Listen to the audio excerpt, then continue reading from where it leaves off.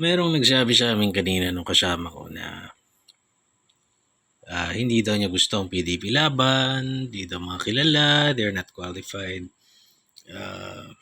May nakita rin ako isa nag-comment dito. Sinagot ko na. You know, yung taong yun kasi na nakausap namin, meron siyang grupo. Hindi ko na babanggitin kung anumang fraternity yun o organisasyon yun. Na inaakala niya siya ay may linya, kung kani-kanino para sa kanyang mga businesses o kung ano pa mang linyang personal na kapakinabangan o baka may politiko siyang trapo na kilala na nakatulong siguro sa kanya. I don't know, no? Pero yun siya. Mayaman siya. Feeling talagang daming connection siguro. Pero aside from your personal gain bilang isang Pilipino, bilang isang professional, bilang isang sino ka man, can you honestly say, sa sarili mo lang, do not consider your businesses, do not consider yung i-appoint ka sa kung anong posisyon, do not consider your investors, do not consider whatever, bilang isang ordinaryong Pilipino. Ipagpalagay mo na Pilipino ka, na naglalakad dyan sa kalsada, nag-aaral yung mga anak mo. Kunwari hindi ka mayaman, para doon sa mayayaman. O para doon sa yung mga pinklawan na feeling smart and cancel culture and everything channeling. They're everything. Everything. Bilang isang Pilipino na maglalakad ka dyan, mamimili kang suka, o yung anak mo papasok sa school, o ikaw nagpakarwash ka, o whatever. Si Duterte ba ay walang nagawang mabuti sa bayan? Sino ba talaga may ginawang mabuti sa bayan?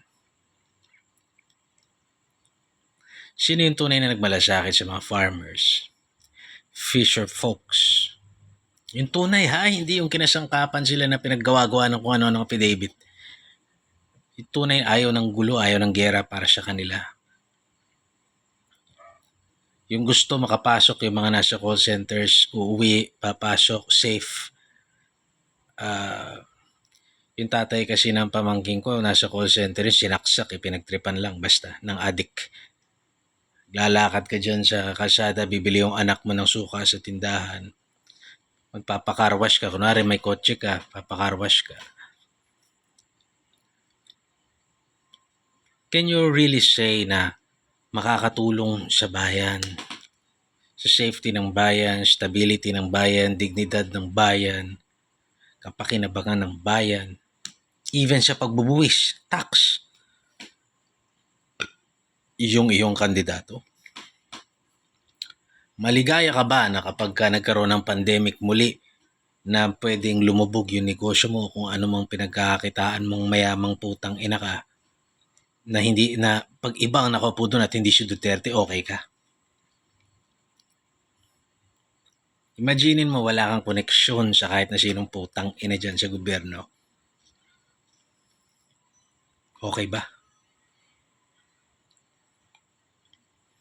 Hindi ba si Duterte yun?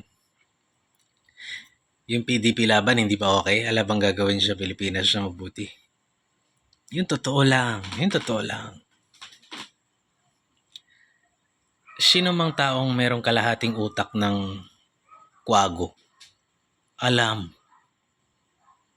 kung sino ang tunay na mabuti rito. Marami lang pinipiling magbulag-bulagan.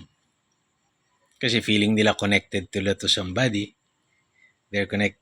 May sinabi sila so kilala nila. You understand.